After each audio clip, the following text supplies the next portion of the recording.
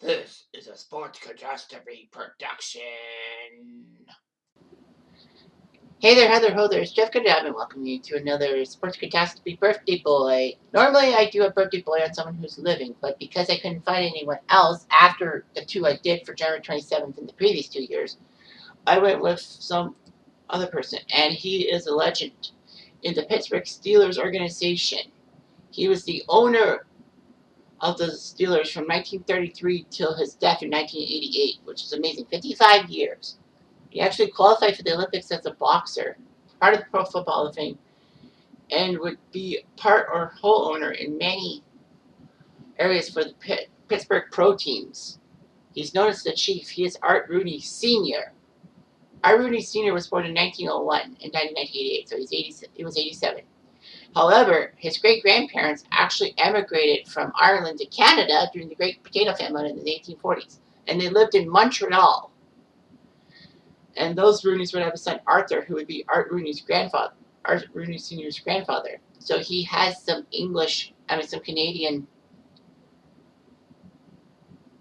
and all that. Well, Art's father, Dan Rooney, was born, and then they moved to Canada for a little bit. Anyway, it was weird, all that. But nevertheless, Art Rooney was born in Pittsburgh, and his father Dan would actually operate a cafe and saloon just a block from Exhibition Park, which was Pittsburgh's first major home before they moved to Forbes Field. Nevertheless, Art attended St. Peter's Catholic in Pittsburgh, and then would spend a final year at Temple on athletic scholarship. He actually tried out for the 1920 Olympic team and didn't make it. But anyway, he would play minor league baseball and semi-pro football. It was amazing how, he paid $2,500 to found a team in Pittsburgh. So the NFL's Pittsburgh Steelers were born in 1933. He wanted to name the team the Pirates. Well, he named them the Pirates.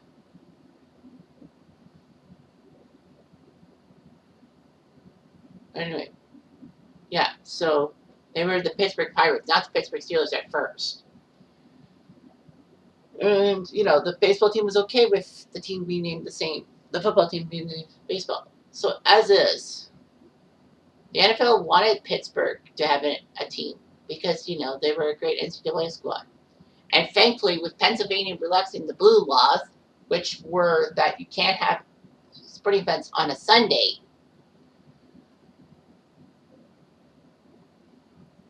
Pennsylvania could do it. Philadelphia got a team, and so did Pittsburgh. So, anyway,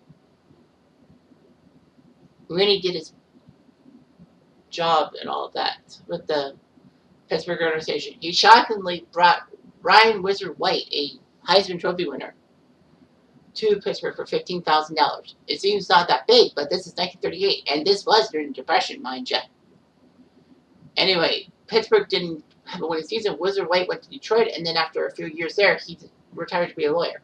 Anyway, Pittsburgh's team actually was so bad they didn't have a season above 500 until 1942. The year after, they were renamed the Steelers. So for the first 10 years, they were losers and all that. The Steelers would have financial difficulties and would merge with both Philadelphia and the Chicago Cardinals in subsequent years. Rooney became team president once the war happened and wanted Pittsburgh to have a title. Unfortunately, they struggled. They were playing in a city that basically catered to the baseball team, but not the football team. So, anyway, it was just unknown. Pittsburgh would make questionable personnel, such as cutting Johnny Unitas in training camp, and for the price of a 35-cent phone call, Unitas got in touch with the Baltimore Colts, and lo and behold, Unitas became a Hall of Fame legend there. And actually trading their first-round pick in 1965 to the Bears, who would pick Dick Butkus. But Rooney was popular because he was a mediator. And he didn't want to move the New York Yanks NFL team to Dallas because of the racism. But Dallas only lasted 1 year before moving to Baltimore and becoming the Baltimore Colts.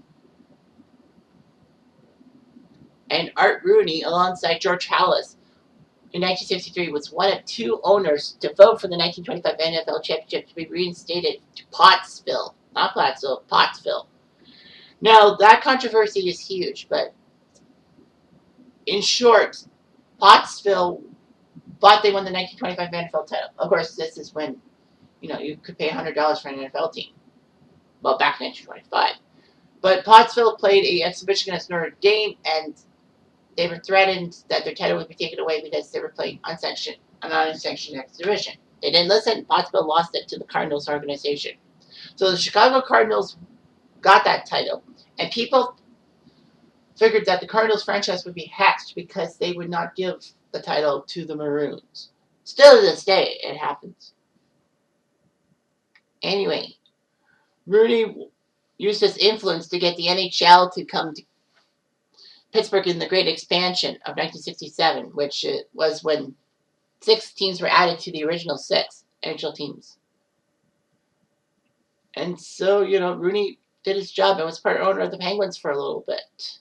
Unfortunately, the Penguins would have many financial difficulties and several times almost got folded or moved. Anyway, Rooney actually financially supported the Negro League team, the Homestead Grays, which was legend because Josh Gibson, the legendary catcher, played for that team. So yeah, he had other things, all that.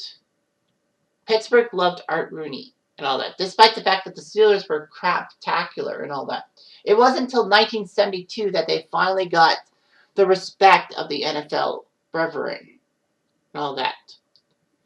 So starting in 1972, they had an 8-year run of playoff appearances, 13 years of straight winning seasons, including 3 Super Bowls in Art Rooney's lifetime, which was amazing and all that.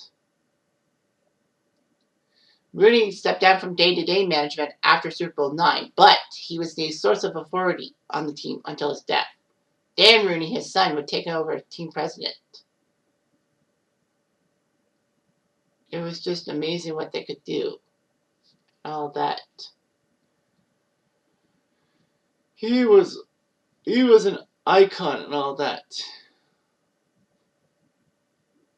Rooney would spend a late round draft pick on someone from Pitt, West Virginia, or Penn State, a school close by, just to make him look good.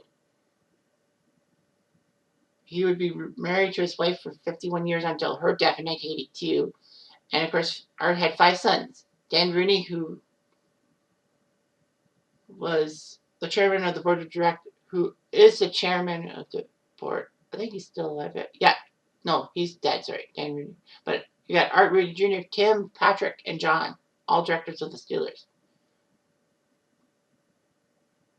So anyway, he was a legend and all that.